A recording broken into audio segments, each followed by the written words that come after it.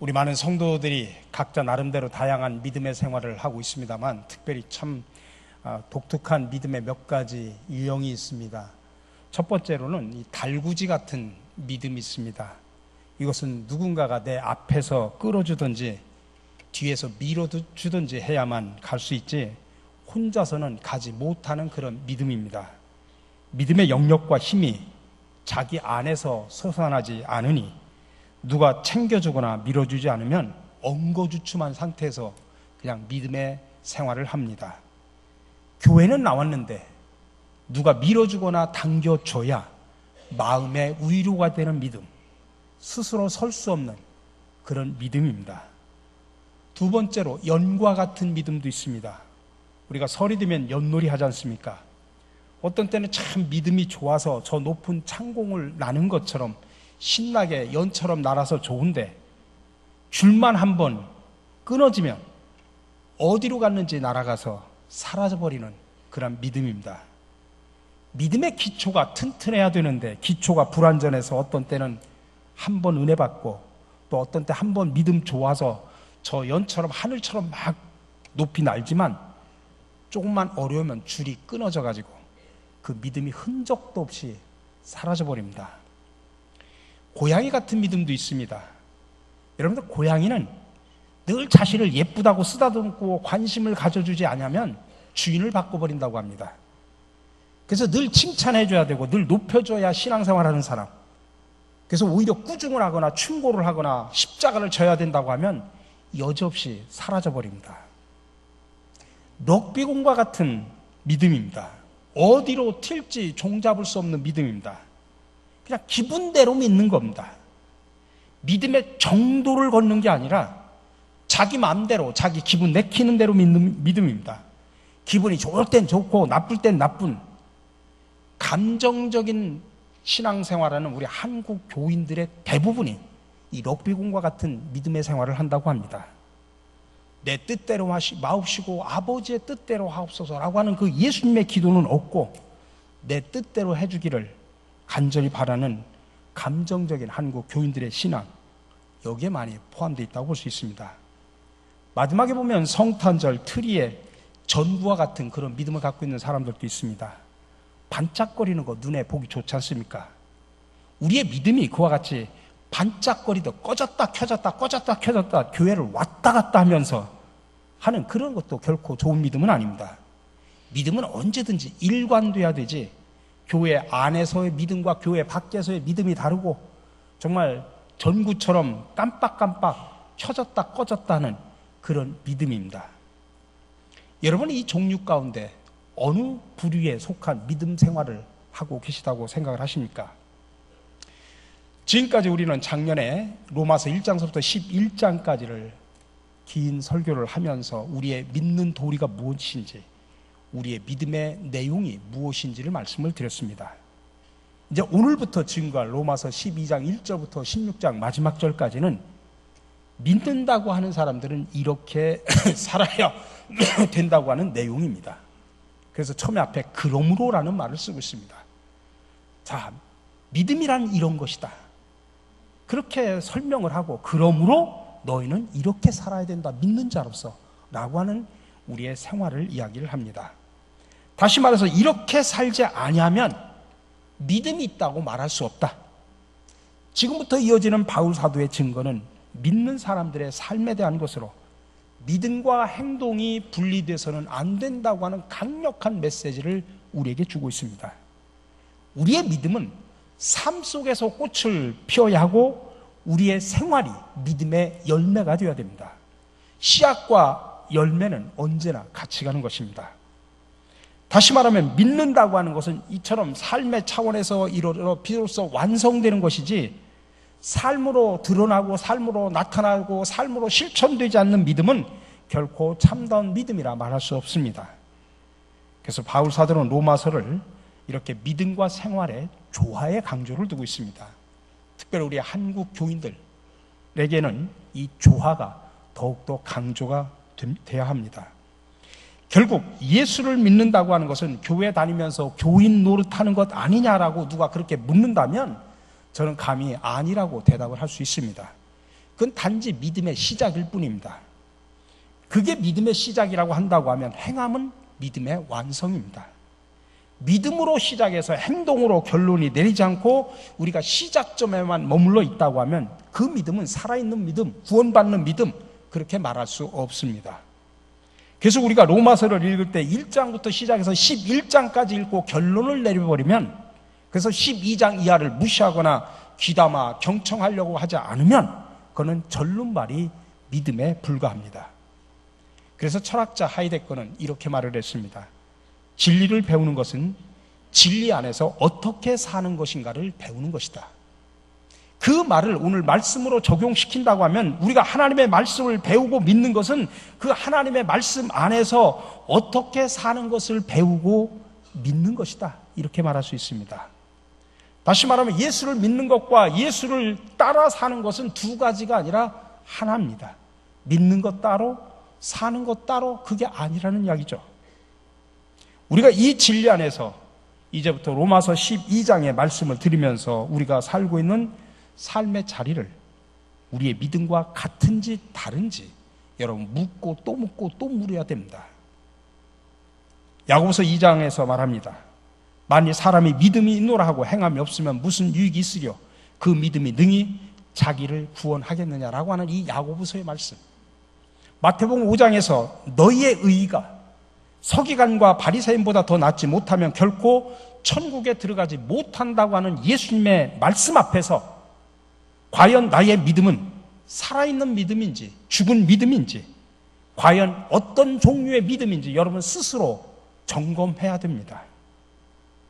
우리 사랑하는 성도 여러분, 저와 여러분들 모두가 믿음과 행함의 조화, 행함 있는 그런 믿음을 통해서 하나님께 영광을 돌리고 세상에 나가 이웃에게는 하나님의 맛과 빛깔을 드러내는 저와 여러분들이 되시기를 주님의 이름으로 간절히 축원합니다. 오늘은 특별히 제가 12장 1절과 2절인데 제가 오늘 1절에다만 초점을 맞추고 다음 주에는 2절에다 초점을 맞춰서 두 번에 걸쳐서 말씀을 드릴 겁니다.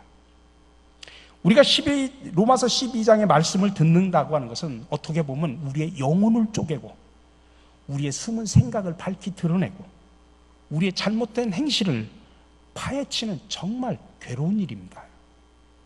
때로는 듣기 거북할 수 있고 실천하기 불가능할 때처럼 보일 수도 있습니다. 말씀을 듣고 회개하고 순종하기보다는 오히려 반발해가지고 빗나가는 경우도 있을 수 있습니다.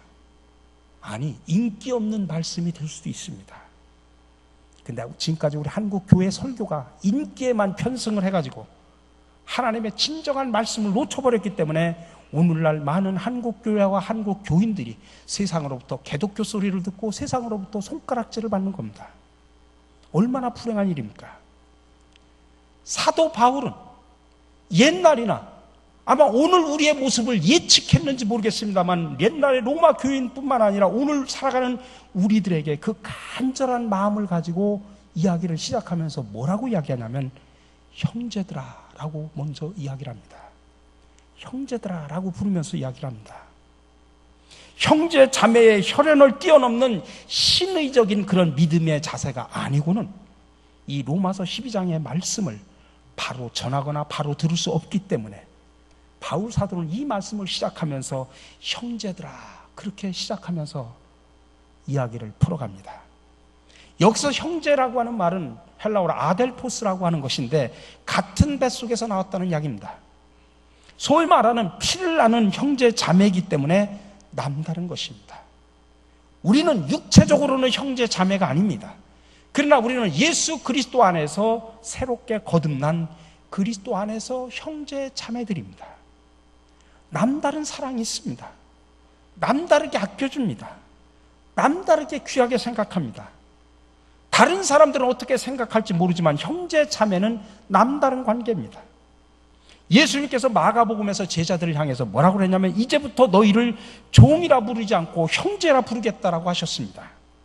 히브리서 2장 11절에 보면 고귀한 예수님이 저와 같은 사람들, 우리와 같은 사람들에게 형제라고 부르는 것을 부끄러워하지 않겠다라고 말씀하셨습니다. 여러분, 사람 중에는요 부모도 부끄러워하는 사람들이 있습니다. 그러나 주님께서는 우리와 같은 그런 죄인도 형제 자매 삼아 주신 것을 부끄러워하지 않았다고 하는 그 심정을 우리는 반드시 기억을 해야 됩니다.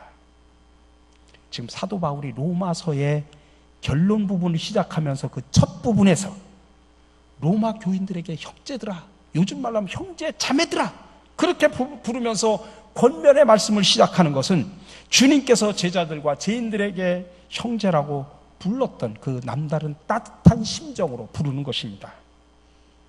여러분, 우리는 형제 자매이기 때문에 남에게 하지 못하는 이야기를 할 수 있습니다. 아마 다른 사람이 얘기했다면 화나고 막 욕하고 그럴 텐데, 고쳐야 될, 나에 대해서 고쳐야 될 이야기, 아마 내 사랑하는 형제 자매가 한다고 하면 내가 마음의 문을 열고 노여움을 타지 않고 부끄러움 타지 않고 쉽게 받아들일 수 있습니다.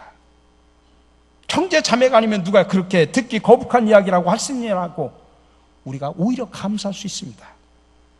그 말들이 나를 욕하고 흉보는 것이 아니라 오히려 나를 사랑하기 때문에 하는 격려요, 사랑하기 때문에 하는 충고이기 때문에 내가 거부하지 않고 사랑으로 받아들이는 것입니다. 오늘날 우리 모두가 형제 자매가 될 때 듣기 거북한 말을 전한다고 할지라도 오히려 고맙게 생각하고 마음의 문을 열고 자신을 바르게 세워가도록 성령께서 역사해 주실 줄로 믿습니다. 우리가 형제 자매라는 생각을 가지고 남다른 생각과 남다른 관계를 가지는 심정으로 지금부터 로마서 12장 이하를 여러분 새롭게 보시기를 바랍니다. 아마 지금 나에게 듣기 거북하고 어려워도 여러분 이 말씀 앞에 나를 세워놓고 이 말씀의 거울 앞에 나의 추한 모습을 드러내고 여러분 회개하시기 바랍니다. 지금 바울 사도가 형제들아라고 부르는 그 심정을 우리 모두가 가지시기를 바랍니다. 여러분, 우리가 교회 오면 많이 기도하죠. 새벽에도 기도하고 또 시간마다 와서 기도도 많이 합니다. 또 주중에도 많은 사람들이 와서 기도합니다. 근데 여러분들 대부분 기도의 내용을 보면 하나님께 우리의 필요를 요청하고 요구하는 것이 대부분입니다. 여러분 혹시 이런 기도 해보셨습니까? 하나님, 제가 하나님께 무엇을 드릴까요?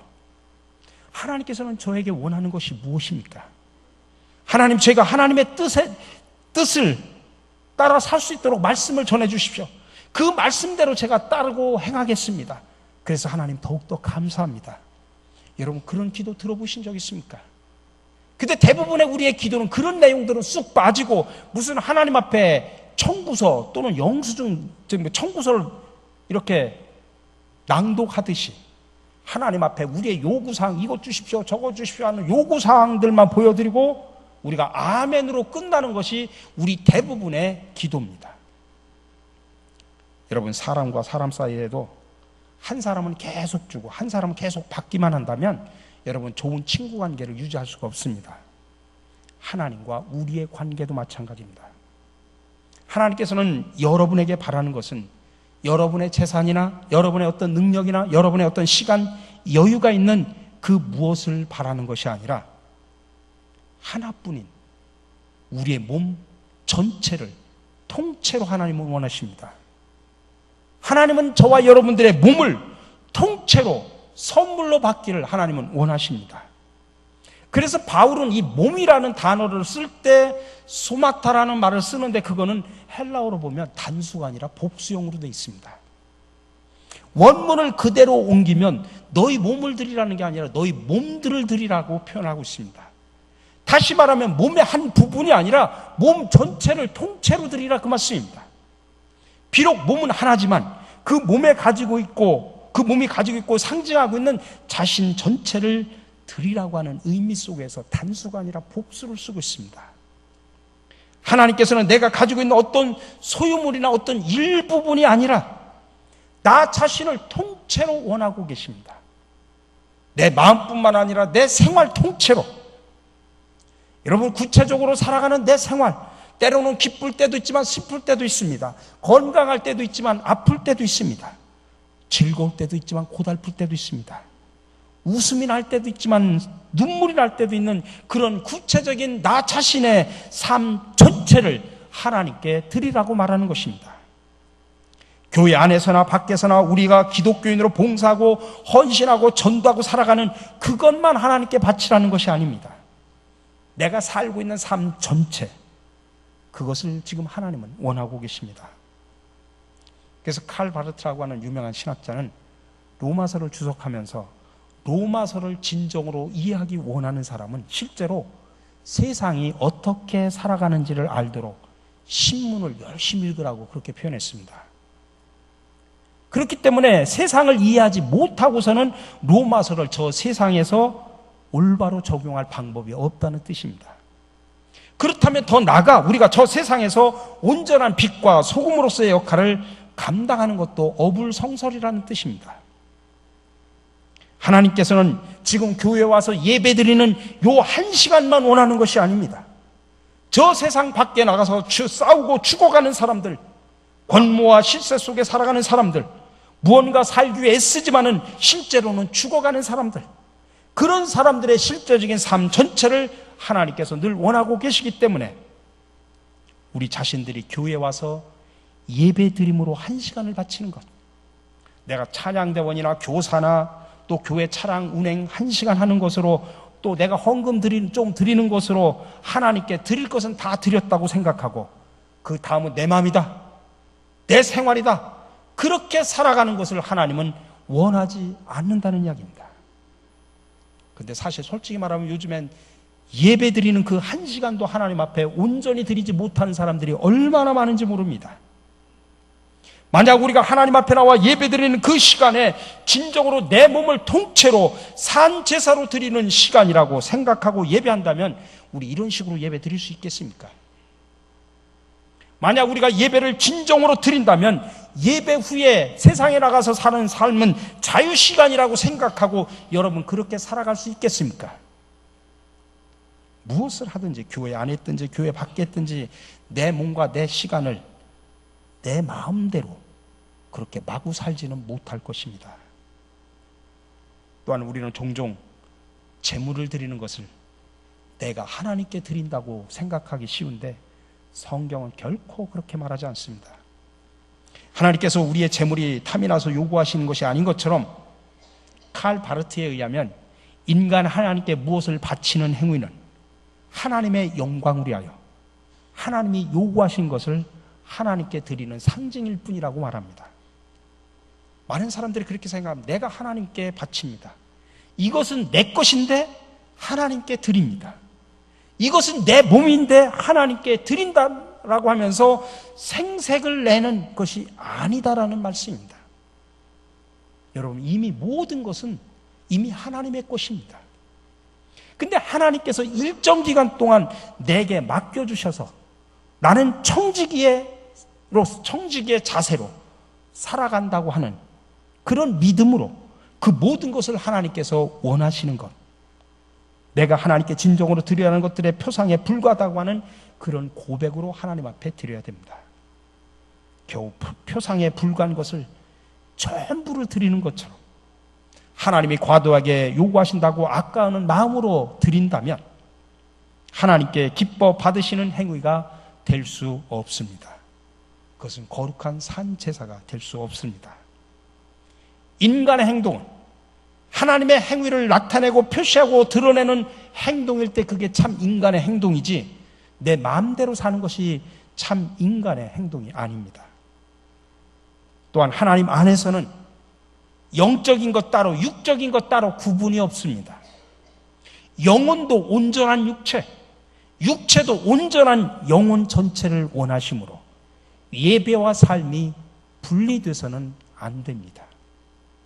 하나님은 이렇게 우리의 전체를 바치는 제물을 받으십니다.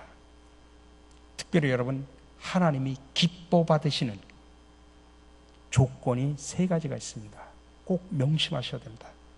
첫 번째로는 따라서 합시다. 살아있는 것으로 드리자. 살아있는 것으로 드려야 됩니다. 우리말 성경에는 너희 몸을 하나님이 기뻐하시는 산 제사로 드리라고 그렇게 나와 있지만 헬라 원문대로 번역하면 살아있는 것을 드리라고 하는 말이 먼저 나옵니다. 살아있는 것으로 드려야 하나님이 기뻐 받으신다는 이야기입니다. 그게 무슨 말이냐? 여러분, 구약의 제사법은 오히려 살아있는 짐승을 죽여가지고 내 죄를 전가해서 죽여가지고 내가 죽어야 되는데 내가 죽을 수 없으니까 내 죄를 제물에다가 전가해가지고 그 제물을 죽여가지고 각을 떠가지고서 태워서 또 피를 막 제단에 뿌려서 드리는 그런 방법으로 제사를 드렸습니다. 제물을 갖다 죽여가지고 드렸어요. 근데 여러분, 예수님을 보십시오. 예수님은 자신의 몸을 친히 제물로 오셔서 하나님 앞에 산채로 십자가에서 제물이 되어 죽으셨습니다. 그래서 우리가 하나님께 산 제물을 드린다고 하는 것은 예수 그리스도가 우리 대신 바쳐진 것을 생각하면서 살아있는 정신, 살아있는 육신, 살아있는 마음, 이것을 전체를 드리는 것입니다. 그와 같은 정신으로 사는 것입니다. 죽은 정신, 죽은 마음은 부패해서 썩어질 수밖에 없습니다. 물론 내가 몸이 병들었다고 할지라도 내 마음은 살아서 펄펄 뛰는 정신으로, 아니 내 육신이 건강하다고 하면 그 몸 전체를 하나님께 드려 산채로 드리는 그런 정성을 하나님은 원하십니다. 요즘은 좀 많이 달라졌습니다만 옛날 많은 사람들 보면은 세상에서 이것저것 하다가 안 되니까 목사나 해볼까? 그렇게 말하는 사람들.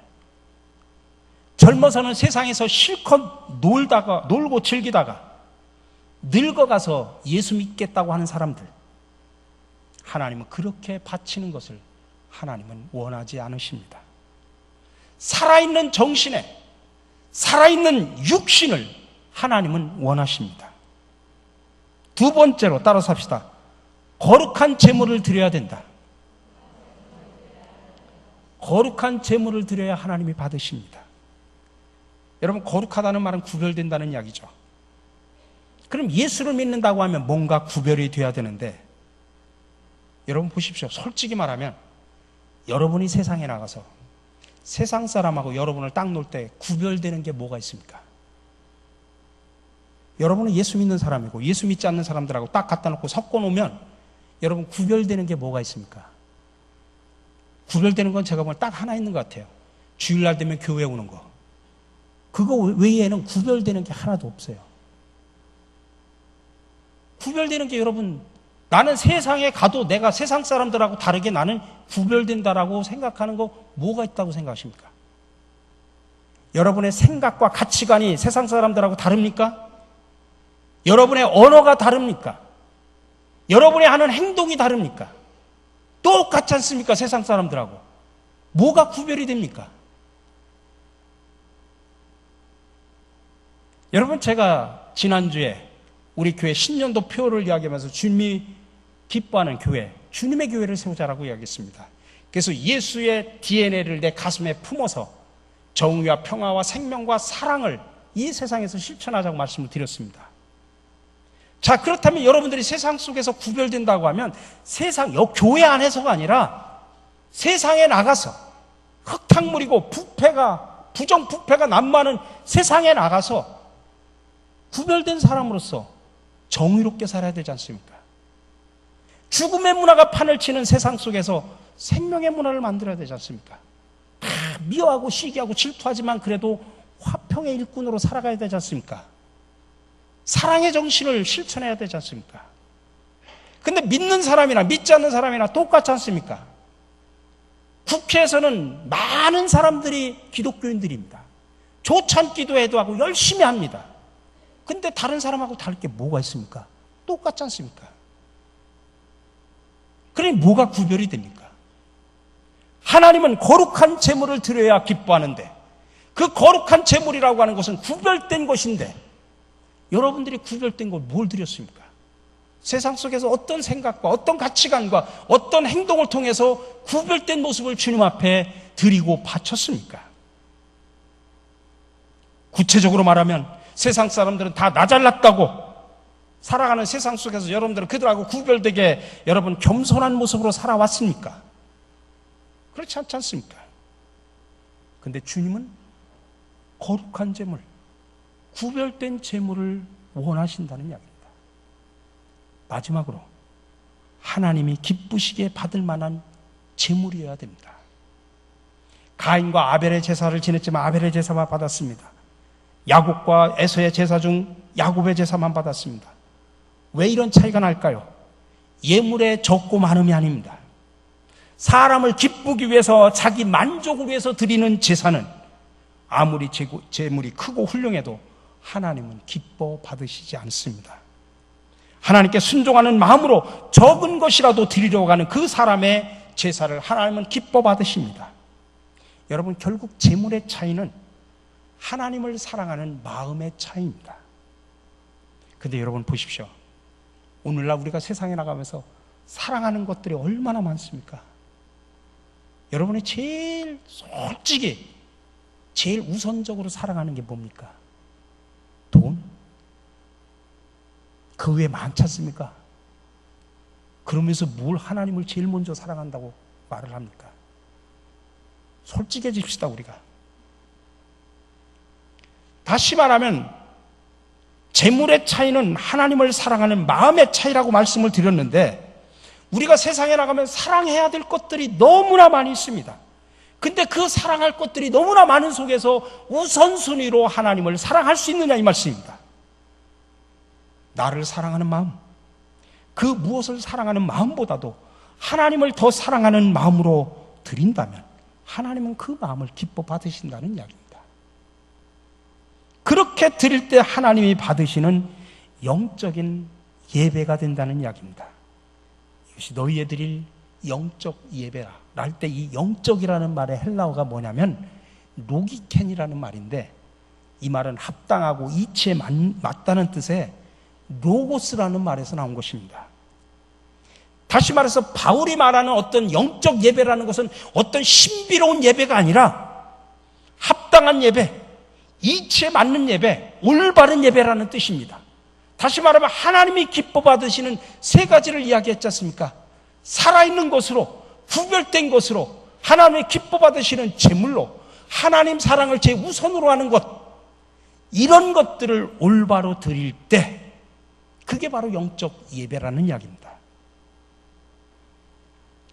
여러분, 그리스도인은 세 종류가 있다고 합니다. 지식적인 그리스도인, 또 확신적인 그리스도인, 변화된 행동을 하는 그리스도인이라고 합니다. 여러분, 그리스도인은 지식으로나 마음에 확인하는 것으로 되는 것이 아닙니다. 변화되어서 행동으로 나타날 때 비로소 그리스도인이라 이렇게 말을 하는 것입니다. 성경에 보면 제일 먼저 그리스도인이라는 말을 들은 사람이 안디옥 교회 성도들이었지 않습니까? 그 안디옥 교회 성도들이 그리스도인이라고 하는 이름을 얻은 것은 그들의 말 때문이 아닙니다. 그들이 막 뜨겁게 기도하고 뜨겁게 찬송하는 것 때문에도 아닙니다. 그들이 구체적으로 자기들이 사는 삶 속에, 세상 속에 들어가서 믿지 않는 사람들하고 살면서 보니까, 믿지 않는 사람들이 보니까 저 사람들은 생각하는 게 좀 틀리네, 저 사람들은 말하는 게 좀 틀리네 하면서 자기들하고 좀 구별된 것을 본 겁니다. 그들의 아름다운 삶을 보고 믿지 않는 사람들이 그들의 삶에 굴복해서 말한 것이 그리스도인이라는 뜻입니다. 여러분, 세상 사람들은 요즘 저와 여러분들의 믿는 사람들의 입술을 보지 않습니다. 정말 옥구슬 굴러가듯이 얼마나 말을 잘합니까, 교인들. 그래서 교인들이 말하면 또 설교하네, 그렇게 말하지 않습니까? 얼마나 말을 잘하는지 몰라요. 여러분들의 입술을 보지 않습니다. 지금 세상 사람들 우리의 행동을 봅니다. 입술만 가지고 하나님을 믿는다고 하는지 아니면 그 행위까지 드리는지 세상 사람들은 우리의 행동을 바라보고 있다는 이야기입니다. 형제들아, 내가 하나님의 모든 자비하심으로 권하노니 너희 몸을 하나님이 기뻐하시는 산 제물로 드리라고 하는 이 말씀이 저와 여러분들의 마음속에서 살아 움직이기를 간절히 바랍니다. 그래서 그 누구보다도 바르고 합당한 예배로 하나님께 나아가는 저와 여러분들이 되시기를 주님의 이름으로 간절히 축원합니다. 자비 하나님, 주님은 우리가 하나님이 기뻐하시는 산 제물이 되기를 원하십니다. 그것은 교회 안에서만 주님의 자녀인 양 행세하는 것이 아니라 오히려 세상 밖에서 하나님의 빛된 자녀로서 바르게 행동하고 진실하게 살기를 원하는 것임을 믿습니다. 주님, 이런 일을 가능하도록 언제나 성령으로 함께 해주시고 우리의 뜻을 고집하지 말고 오직 주님의 뜻만 구하며 산 제물이 된 새로운 존재임을 늘 깨달으며 살아갈 수 있도록 도와주시옵소서. 이 땅의 산 제물이와 우리를 위하여 희생하신 예수 그리스도의 이름으로 기도드립니다. 아멘.